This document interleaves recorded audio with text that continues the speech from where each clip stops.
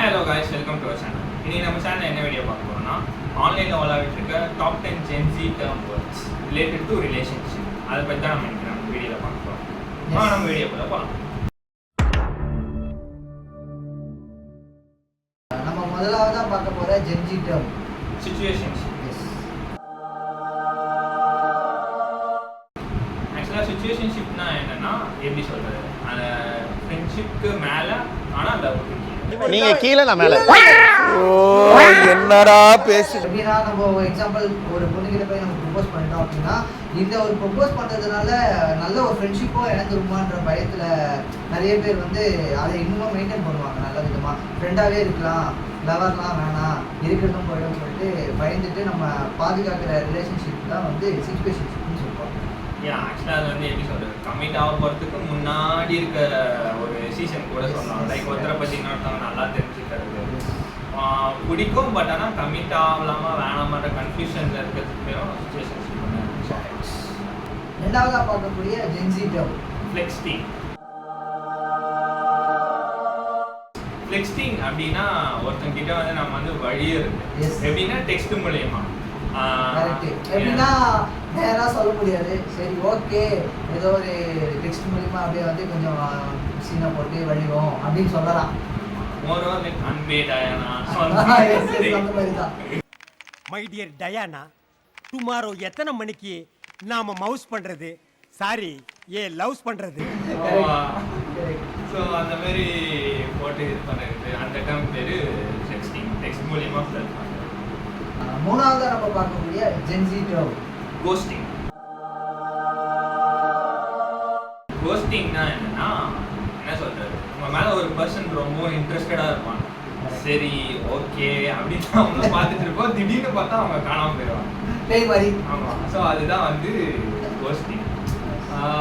சும்மா என்ன சொல்றது, சும்மா இருக்க டைம்ல மெசேஜ் பண்ணுவாங்க, கால் பண்ணுவாங்க, பேசிட்டே இருப்பாங்க, பார்த்தா திடீர்னு ஒரு நாள் பார்த்தா அவங்க காணாம போயிடுவாங்க.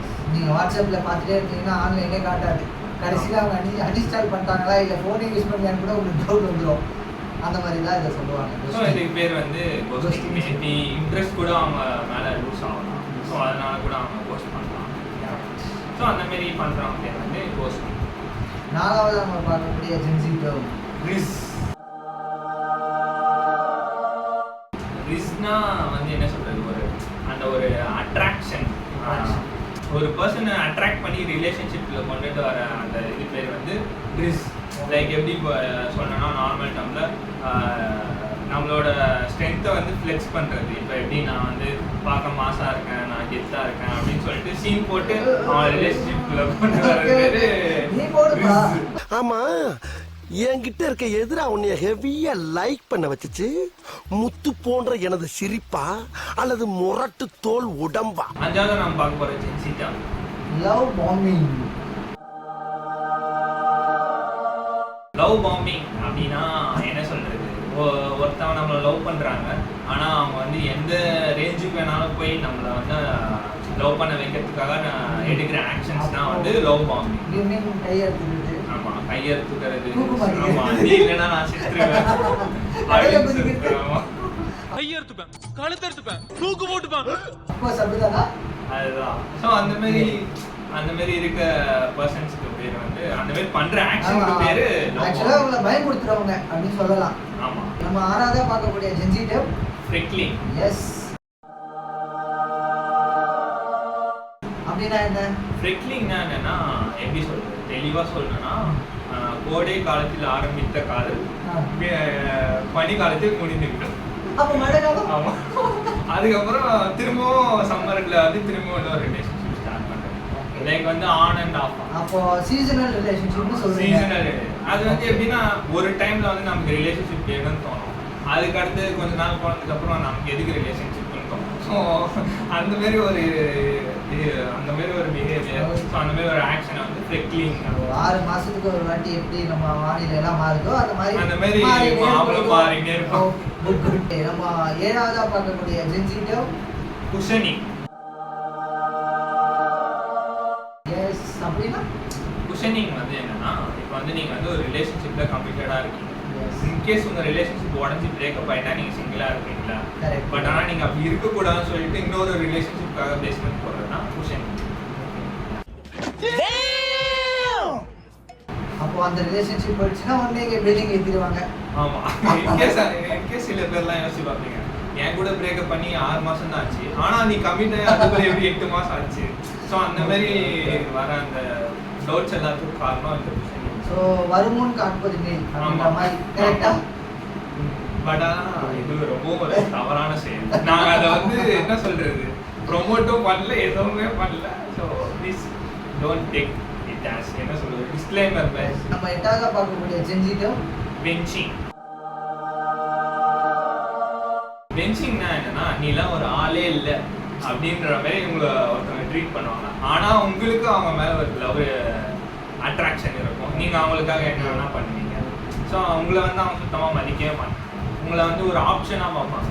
பார்த்தா கூட கிளம்புடா கிளம்புடா காத்து வரட்டும் அப்படின்னு சொல்ற மாதிரி சொல்றியா? ரொம்ப வந்து ஆஷாவும் ட்ரீட் பண்ண மாட்டாங்க. பிகாஸ் ஏன்னா எப்படி சொல்றது, 3ல நீயும் ஒன்னா இருப்பல, புரியுதா? இன் கேஸ் வந்து நீ அவன் இல்லைன்னா நீ, ஸோ அந்த மாதிரி ஓகேவா. உன் மேல ஆஷா பேசி நீ கிளம்புன்னு சொல்ல மாட்டாங்க.